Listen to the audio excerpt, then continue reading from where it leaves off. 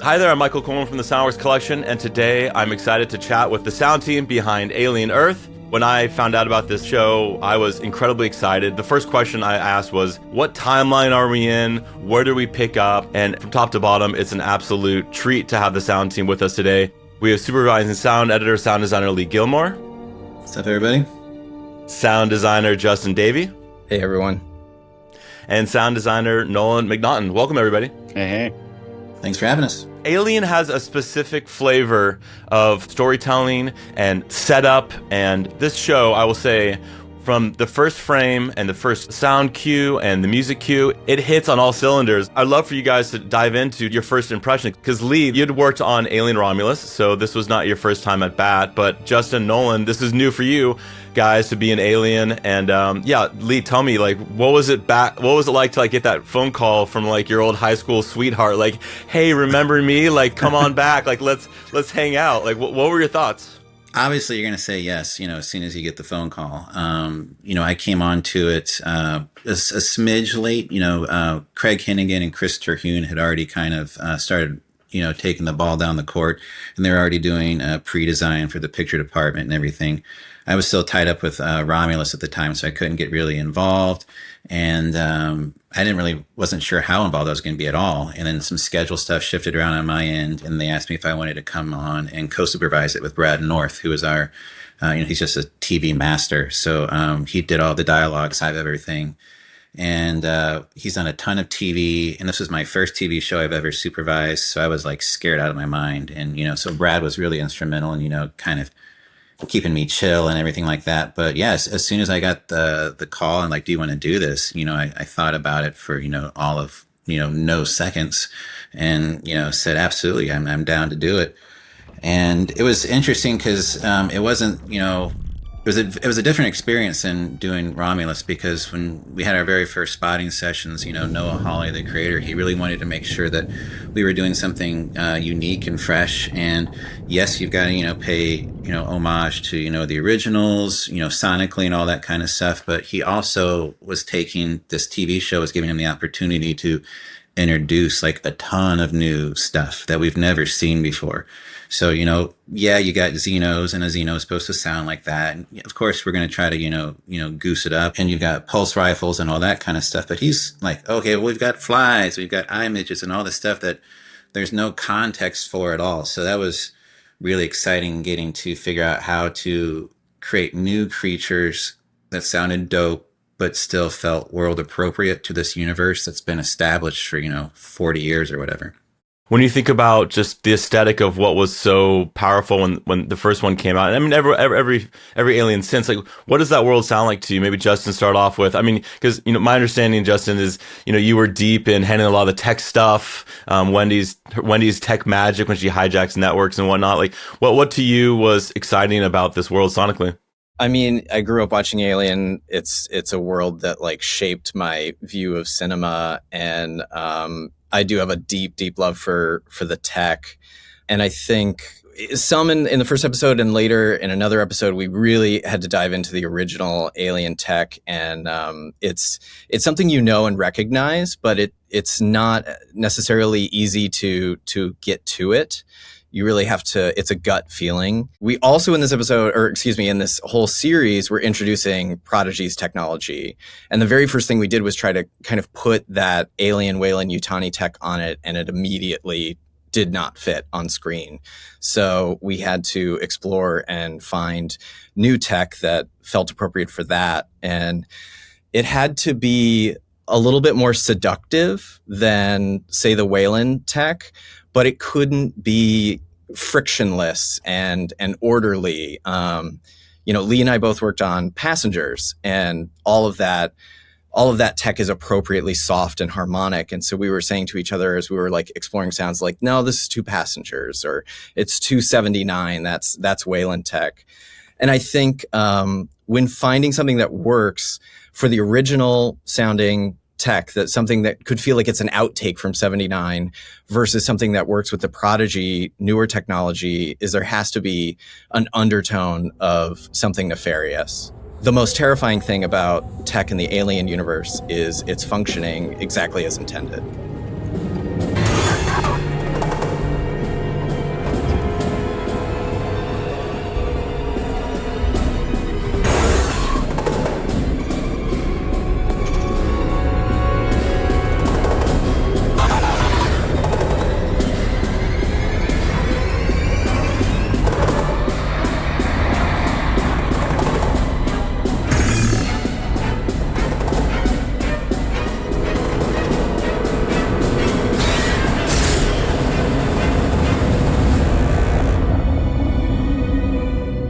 Nolan, I'd love for you to talk about my favorite aspects of this, the eye midges, the ticks, the flies. These guys are awful as an audience member, like, because it's not all, in good horror, as we know, it's all about what you hear and what you don't show and holding back information from the audience, but still leading them on like in a direction. Like, what was your sense of these creatures, these new enemies that we're faced with? Yeah, it was like such a great opportunity to be able to build in this world and create something unique and of our own. And Alien had a big influence on me as when I was young. My family is like, my dad and my brother are both like huge Alien fans. We had the comic books, read the AVPs and the Alien comic books, and we're big fans throughout. So it was like, it's a dream job, to be honest. I was super psyched and excited to be able to work on it. The Orchid was super fun. Like, I feel like the Orchid sets such a good creepy vibe and precedent that lands in the alien realm like super well. It's kind of clicking and beating off in the background as they're approaching it, and they're like, what the hell is that thing?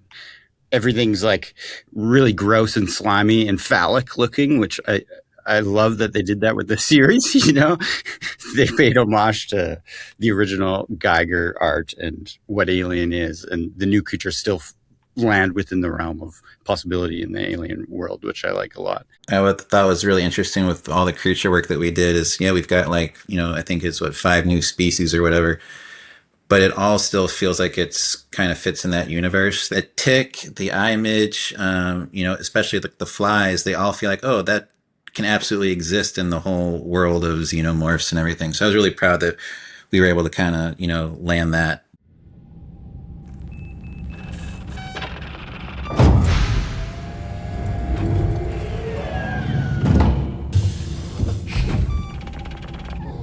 To me, this show does something which it goes unnoticed, but it is felt, which is the atmospheres. In the beginning, people are waking up, and you just hear kind of the hum.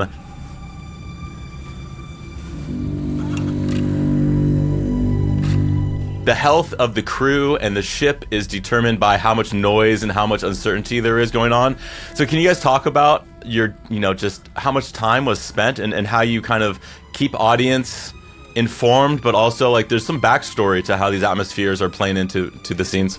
We spent all the time on it. It was a huge amount of time on the backgrounds to where you're just like, oh my gosh, like what are we doing? We got to like pick up the pace. I was saying earlier, it was my first TV show I'd ever supervised, so I'd kind of come into it, obviously with a features background, where it was a real struggle to try to figure out like how to pace yourself at first, with the huge time constraints. But one thing that we wanted to make sure that got its fair shake was the backgrounds. And, all those backgrounds from 79, 86 to a lesser extent are like so ingrained. That's part of it's a huge part of the movie and a huge part of how you feel. Like, those hallways on the Nostromo are nothing without that industrial chugging, boom, boom, boom, boom, that kind of thing. And so, we didn't want to necessarily recreate or carbon copy. We didn't want to copy homework and all that stuff. So we're like, okay, all these sound masters back then established a roadmap for us that this is what the world sounds like. So let's try to create backgrounds that are very evocative to the original movies, but at the same time, not handcuffing ourselves creatively to where we couldn't bring something new to it. And we had to bring something new to it because, like on the Maginot ship, for example, yeah, you've got your, your cryopod room, and you kind of have an idea of what that's supposed to sound like. Mother has obviously been very established, but there's all kinds of new labs and stuff that have to feel like legit, like they really came from that world. And so we spent a ton of time on it.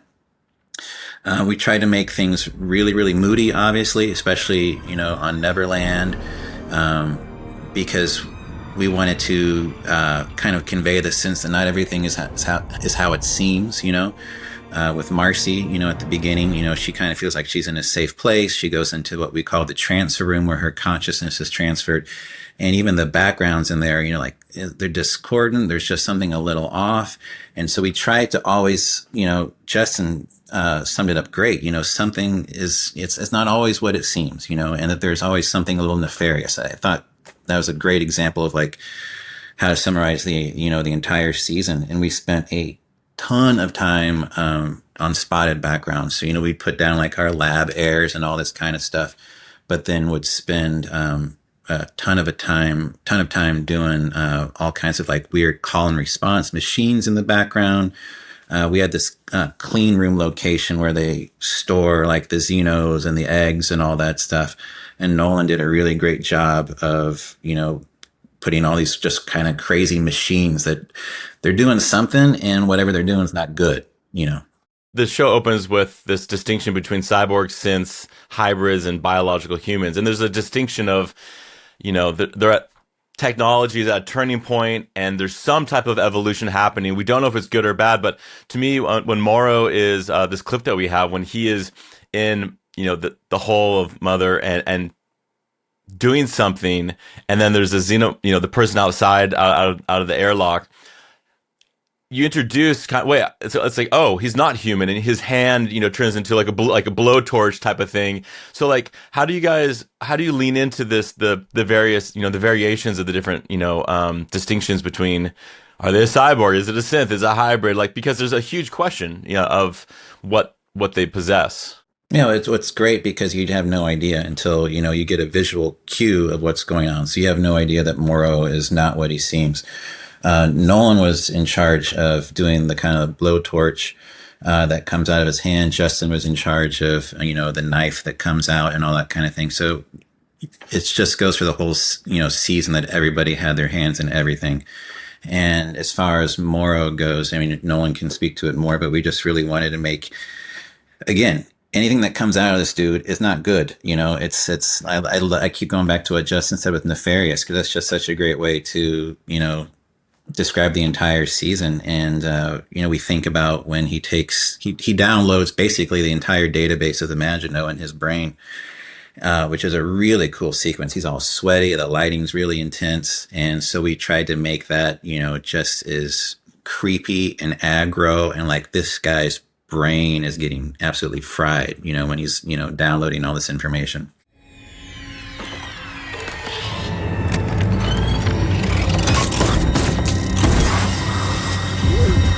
Hurry up! It's coming!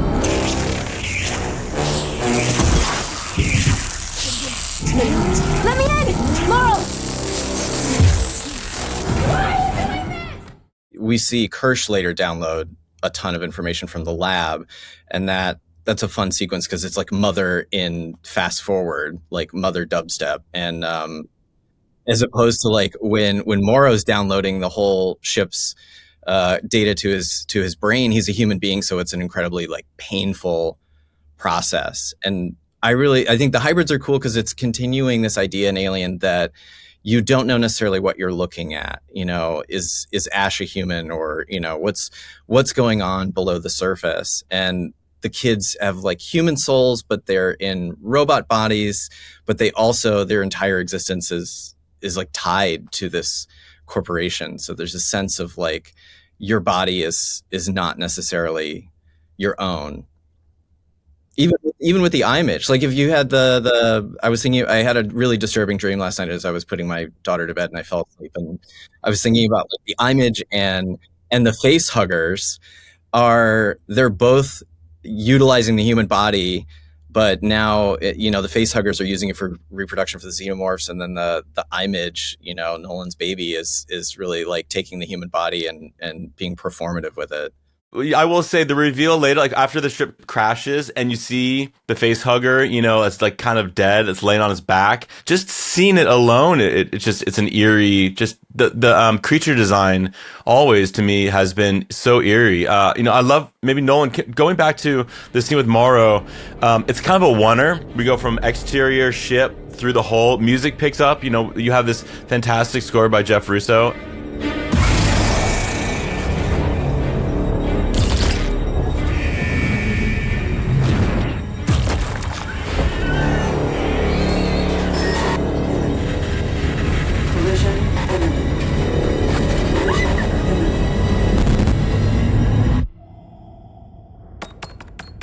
Those POVs were really fun. I kind of got to like flex the flashy sound design muscle for a bunch of that. There's some flashbacks throughout the series in general, but that one in particular, we kind of like cut back and forth, and I put in these really like beefy, punchy impacts that emphasize the cuts, and the ship groaning and moaning as the camera's moving around corners, blasting through that door when we first punch in. And then eventually arriving at Morrow, trying to lock the Xeno out of the mother space. The blowtorch is cool. Sorry to go back to that, but I really like the blowtorch. Sounds rad when it comes on. Pretty dope.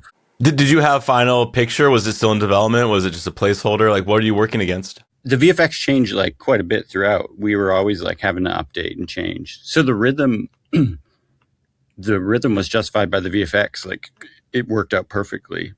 But the internal mechanisms of his hand were always changing. Like in production, they just had like a rubber hand that had some stuff underneath of it. So the internal workings were like changing throughout. And what was the toy you used? There was a toy you put in there, right? Yeah, I had this like little plastic truck that I recorded years ago that sounds really cool. I wish I still had it. It has like a really thick timbre to it. But yeah, I used the recordings of the manipulating of this truck, rolling around and just flexing and moving for kind of the internal movements of his arm. These shows move fast. Like you do not have time to second guess yourself and or go out and record sounds. So like, how do you guys survive? I feel like there's so much stuff. Like you're saying, like we have to be honest and true to Aliens, but like, how would you do that just from relying on library, or like Lee, you said you're not using Romulus, material, or trying not to. Like, how does one survive cutting with condensed timelines and trying to be original? Oh gosh, the only reason I survived was because of these two guys. And it really speaks to their talent as sound designers to have not been in this world before and to come in and pick it up so quickly. Because, like, oh yeah, it's a sci-fi show. Like, yeah, but it's got a really specific palette to it. Justin and I, we talked about, oh, these beeps are too much passengers, or the sound is too Star Wars, the sound is too Star Trek. It has a really defined target of what it is that you need to hit, thematically, sonically, everything like that. There's also some serendipitous, like, kind of recording that ended up happening. So I went camping and I was in Sequoia National Forest and I recorded the barbecue, like the grills and the bear caches, the doors for those. Microphone right in the cache. And a lot of that ended up being like source material for building out some radium patches for the ronks and groans of the destroyed ship down the line. And we all kind of have a vast library of stuff we recorded in the past that we know super well. So that's always very helpful when we're in edit mode, is like, I know I recorded this back then, and maybe I can use that for this. So just pulling from our own libraries of recordings that we've done in the past. Like Nolan said, it's nice to grab recordings that you've had and sort of been waiting for an opportunity to use. I used a bunch of recordings from my honeymoon that I hadn't had an opportunity to use. My wife was very kind, and I brought a bunch of microphones and recorded a bunch of birds and wind and tropical trees and all these sorts of things. And I was just waiting for an opportunity to use those recordings. And then lo and behold, we get an Alien project that has environments we've never seen before in the Alien franchise. And so it was exciting to get to like break those recordings out. Yeah, it's like what both the guys said, you've got stuff that you've sat on forever that you're like, maybe one day, you know, and like I had a bunch of, really super dense, crazy crickets from, back home in Mississippi that I'd recorded that we ended up using for a lot of backgrounds and just manipulated them to where they weren't like crickets at all anymore. And then, speaking to your question earlier, it was really important for me not to reuse sounds from Romulus, just as when I did Romulus, it was really important not to reuse sounds from 79 because it felt very much like you were cheating on stuff. That being said, having gone through the whole Romulus experience, I kind of have already solved a lot of problems in my head. So it's like, okay, now I just need to make more of that stuff, so I kind of had the backgrounds, figured out as far as vibe goes, but now I just need to make a whole, like a season's worth, Well, you have 8 hours, right? I mean, it's like, Yeah. That's the thing about TV, which I don't want to understate, which is it's more material, shorter condensed timelines, and you're still being kind of expected to deliver quality, nowadays. You're absolutely right in what you were saying. And there wasn't a lot of opportunity to fail, and to try to experiment. So you had to really hit it, right out of the gate. And thankfully, like Noah and our picture editor, Reed, just really kind of let us run with it. And we didn't have, a tremendous amount of like bounce backs. And they were really keen to most everything that we did. I think the only creative redirect that we had originally was, with our image, its tentacles, where, they look kind of wet and everything. So they're very wet and gushy and everything. And that they wanted them to sound more like dry.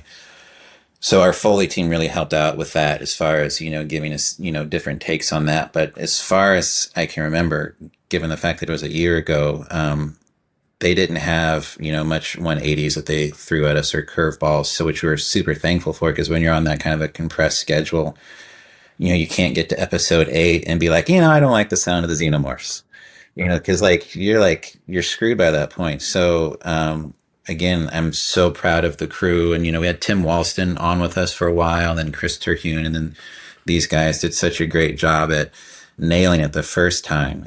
But the pressure that comes with that is pretty enormous, because there's no extra weeks coming, there's no cavalry, and that you just have to nail it immediately. And that pressure cooker for the 6 months or whatever that we were on the show for was really intense. We weren't doing lunches, anytime we had a free time to talk, we were talking about the show, reviews up the butt, like crazy.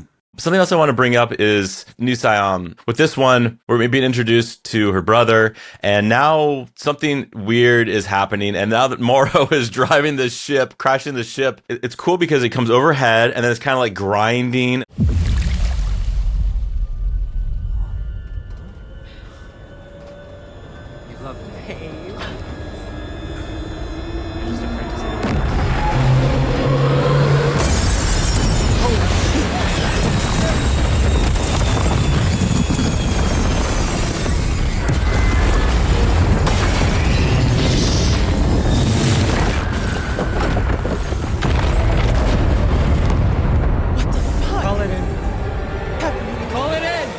Like, okay, well, this is obviously going to be the set piece of the episode, I don't think any of us had ever done, a gigantic research vessel crashing through a city skyline, and so I think what we originally started to do was to really try to focus on our ears on very specifically and surgically on what we wanted to hear. You can't cover everything. You can't cover every window crashing. So what are the emotional beats? What are the stories that we're trying to convey? And like I said, just be really surgical about what we're delivering to the audience. So we know that we knew that it needed to be huge. We wanted to sell the fact that it was out of control. One of the things that came together right at the end was the fact that the thrusters are still firing as it's lodged into this ship. And that one, it took us a while to figure out.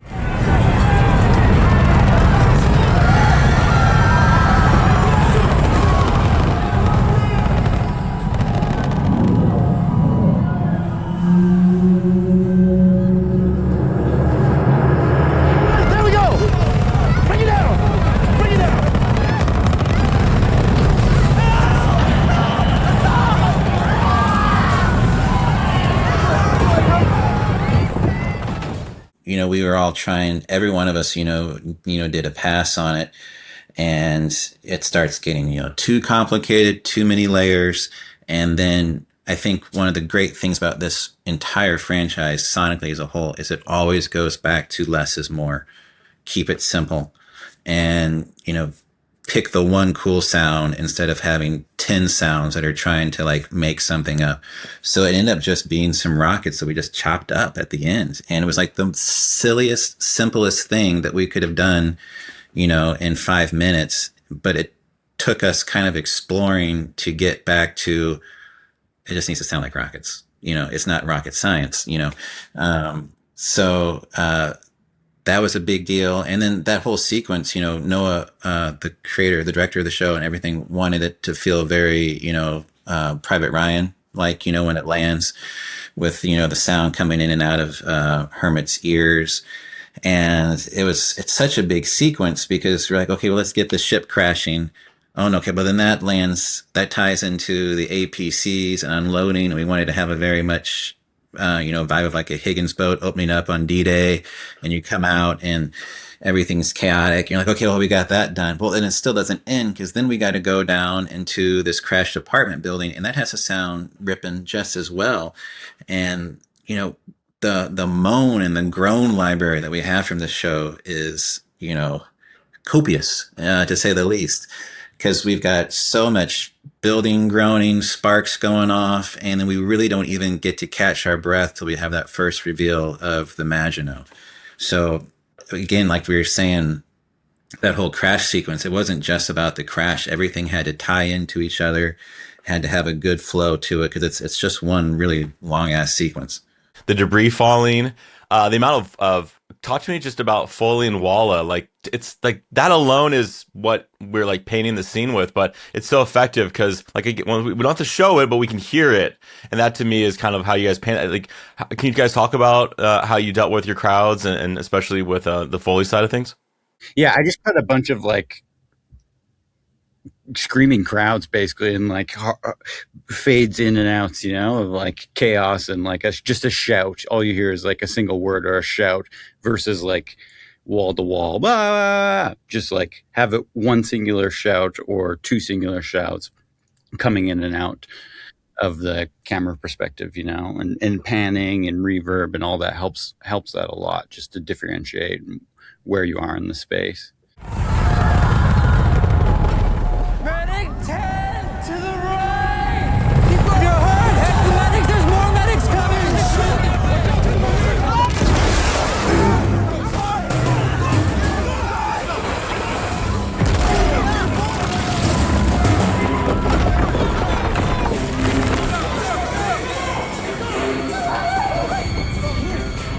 So I was going to say, it's great when you can do the crowds like that, like Nolan was saying, like that's something I've just like come to realize, like in the last couple of years, of instead of just, hitting a scene with like a walla bed, to start it off with a single, because that's what motivates everyone to freak out. So, start that cut with just a single woman freaking out, and then start bringing up your beds.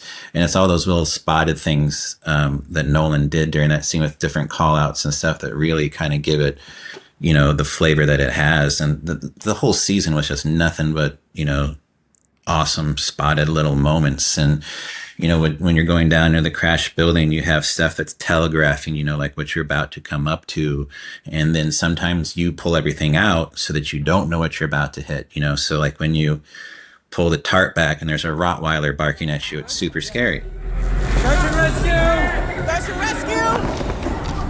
Anybody hurt? Search and rescue!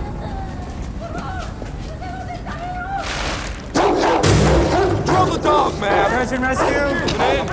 Coming in! Cap! It's a subtractive process, getting rid of what you don't need to really focus on the most poignant elements in the sequence. The scale was tough too, with like all the debris, like because there's different sizes of things falling, and we're trying to make everything sound cool and big and badass, but also you need to maintain some sense of scale.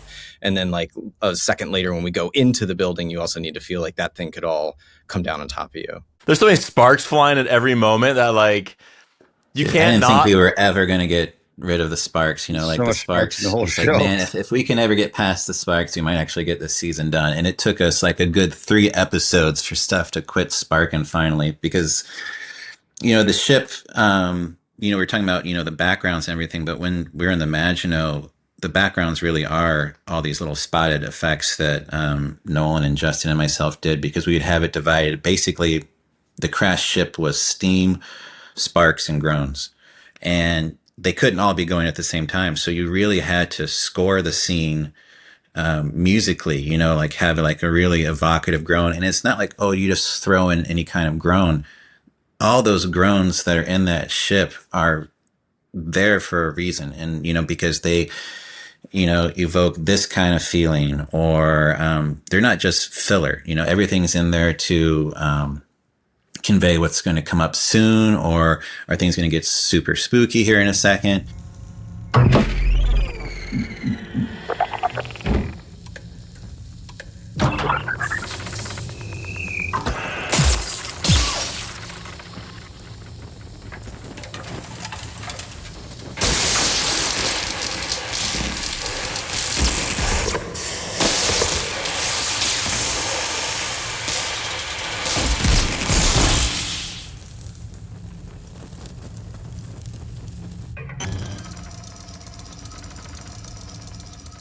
Even with our steam blasts, we made sure that they almost sound like kind of like Xenos at times, so you don't really know what it's going to be.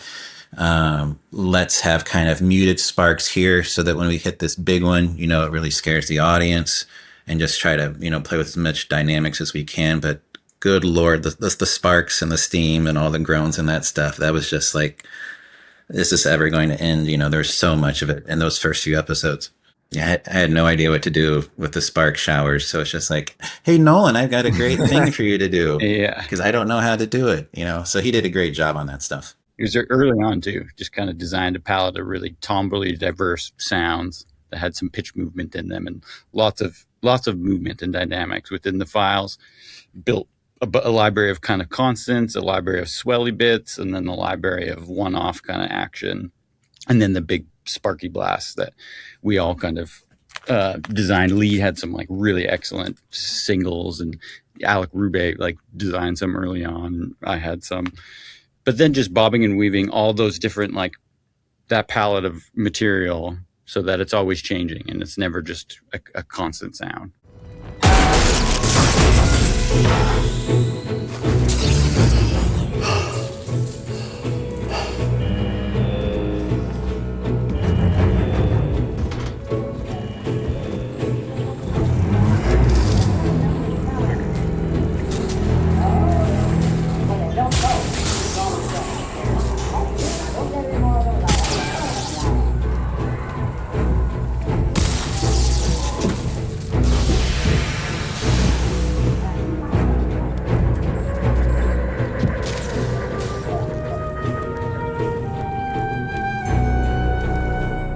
So, like, a tick to me is, this is the thing about Alien or any alien sci-fi film. It's just because it's small doesn't mean that it's not going to mess you up. And this one is like, it's terrifying, because what you guys do really well is you allow the audience to learn sonically about it. Like, there's movement, and then there's obviously the attacking aspect of it. But can you talk about, when you're given, is this a new creature? Have we seen these before?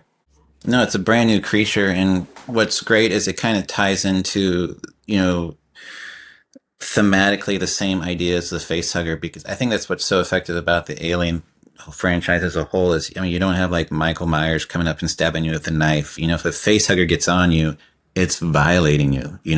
A tick is violating you. It's very invasive. There's a sexuality to it that's like perverse and everything, especially with like the phallic imagery of everything. And then when you have like the tick, at first you're like, oh, it's like kind of like a giant cockroach, and it's kind of got like this chittery thing, and this is not a big deal. And then, it literally starts draining you of all your blood in its very invasive way. And if I remember right, that it starts doing that off camera. Like, you don't even, see it, gorging itself. And, Justin and Nolan we all worked on that.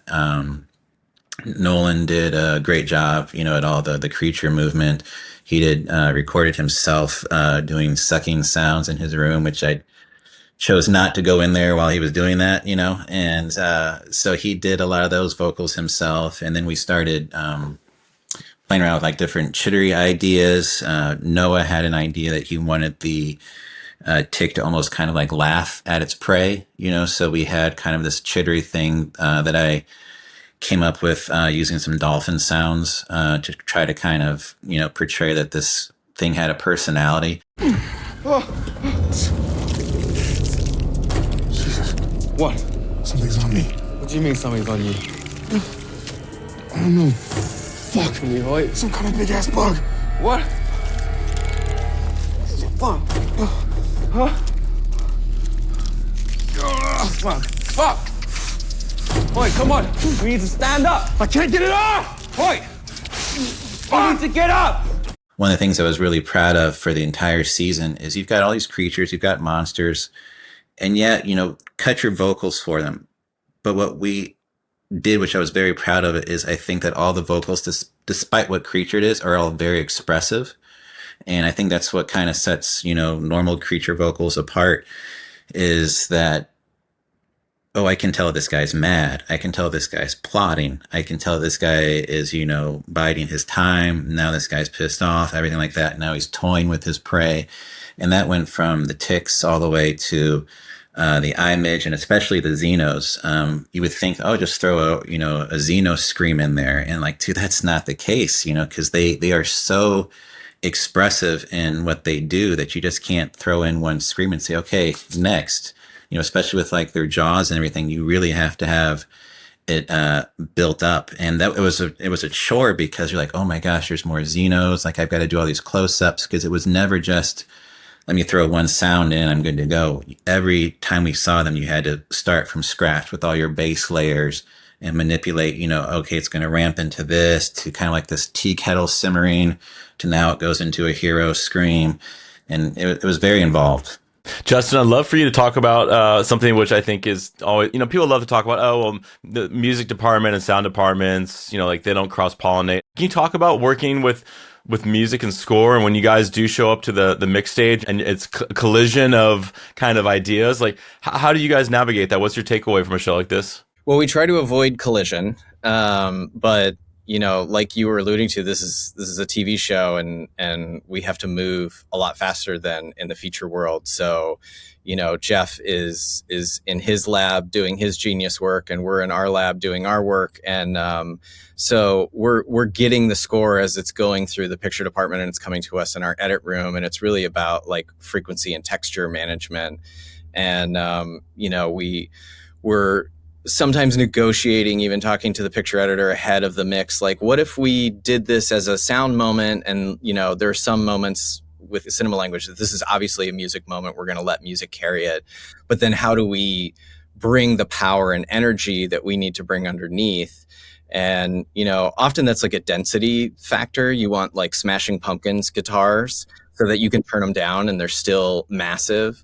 So you can get out of the way of music and try to not invade the frequencies that the score is occupying, but still, service whatever needs to be designed in that moment. And then there were other times where we ended up pulling the score and deciding like, hey, this is a music moment. There was a particular episode that Noah, that was one of his biggest notes, was like, the score is great. We're remiss to lose any of it, but I think there are some scenes that might be better served by the creepiness of alluding more towards the 79, where the music is quite sparse. Last thing I want to talk about, which is just throwing out some credit to your mixers, Joe Angelis and Richard Kidding. Talk to me about how you lean into a show like this spatially. Like, what was it like to be on the mix stage with them? What's exciting about, it doesn't matter if it's streaming or TV. I think what you can still do, and obviously how you're cutting these scenes are incredibly immersive. Yeah, what can you talk about on the mix stage working with your mixers? Well, it was our first time working with Joe DeAngelis and Richard Keating. They did an incredible job, I thought. And outside of their talent as mixers, which is, gigantic, they had the personality in the makeup. to get through a TV schedule, because I don't know if everybody could have done that. I couldn't have done that when the season started. I'm so freaking high strung and everything. And I'm like, how am I going to pull this off? But everyone that was around me was so zen, and it's going to be cool. We're going to get through this, Richard, our effects mixer, was especially like that. He would just, always pat me back. It's okay, buddy. It's okay. It's going to work out. But they had such, patience and an understanding of the language of this world that it worked right from the first mix.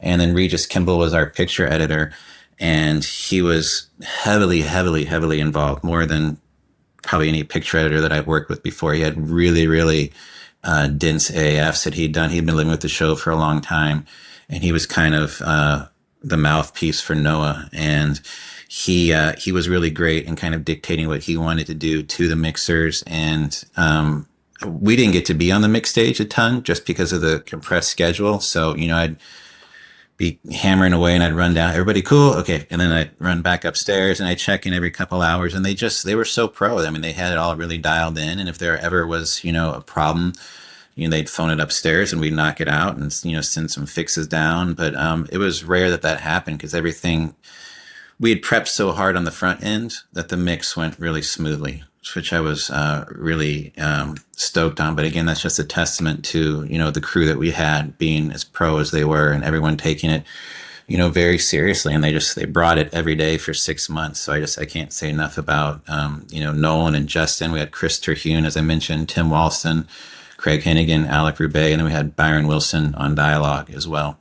So if I didn't have those guys, I don't know what would have happened. So I'm very proud of how it turned out, thanks to them. Maybe closing our conversation, I'd love for you guys just to talk about it. Is there a something small, and it doesn't have to be the big things and the loud things, that you're really proud of, that was a big win? Was it a specific sound or a scene that really stood out to you? I'm pretty proud of how I don't know his name in the lore, but we called it the Orchid. It's like Oculus, right? Or that's I think that's the iMage. I don't. The Orchid's got some crazy Latin name. I don't even know how to pronounce. Or doctor something weird. But I liked it. I'm a big fan of how that turned out. It's just so creepy, and it was a collaborative effort all the way through. There's kind of this rumbly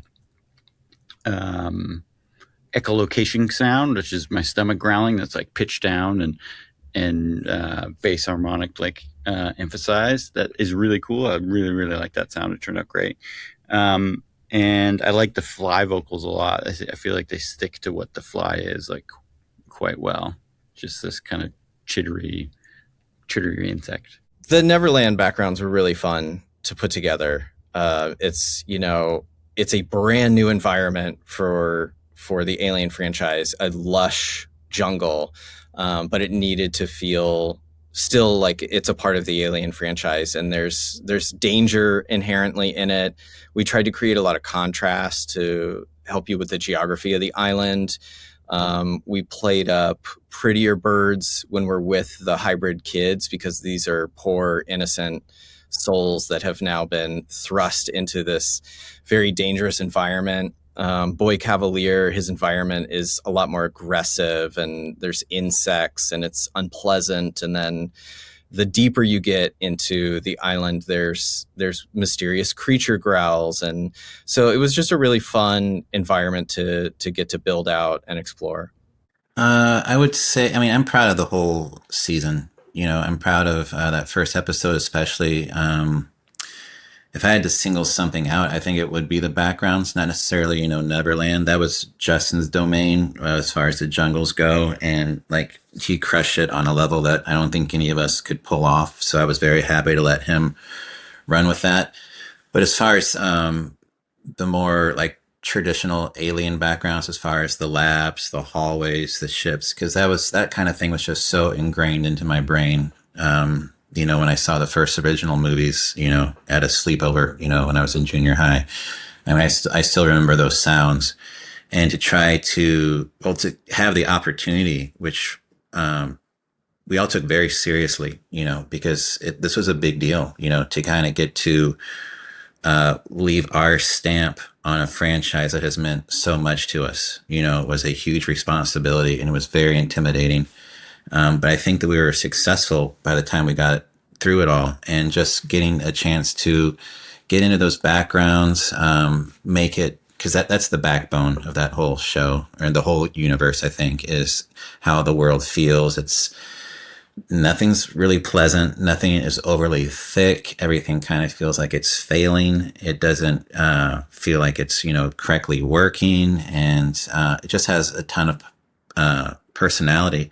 And I love what Justin said earlier about it's like a gut feeling, like you can really experiment with a lot of stuff, and you can, there's like a bazillion different sci-fi sounds that you can put into a scene. But Alien is just so specific, and you don't know it until you have it. And it was so rewarding to, hammer on a scene. Sometimes it took a long time. Sometimes there's these happy accidents and it's done over like in 30 seconds, where you could just look at each other and be like, yeah, that's it. That's this world, So that was a ton of fuel to keep going. It was a really proud moment. Congratulations, you guys, on an incredible show. When I went back and I rewatched it, I was like, oh man, I would do a second view if you have an extra 8 hours somewhere laying around. Like, to do a second viewing to me is so rewarding, because there's so much stuff that I didn't pick up, just because there's so much story and there's so much visual information that you're getting the first time. It just kind of washes over you in the best of ways. But yeah, I think the track is one of those that I think is definitely holds up and really something to be proud of. So yeah, Lee, Nolan, Justin, congratulations on a great show. Thank you very much. Appreciate the time. Thank you, Michael. Many thanks to our guests today, and if you'd like to listen to more conversations from the SoundWorks Collection, please subscribe on Spotify, Apple Podcasts, or on all major podcasting platforms, including the video version on YouTube. You can also find exclusive daily video clips on our Instagram and TikTok pages, and connect with other creatives around the world through our email industry mailing list at soundworkscollection.com. If you have a story or project that you want to propose for the show, please send us an email at info@soundworkscollection.com. And thanks again for listening.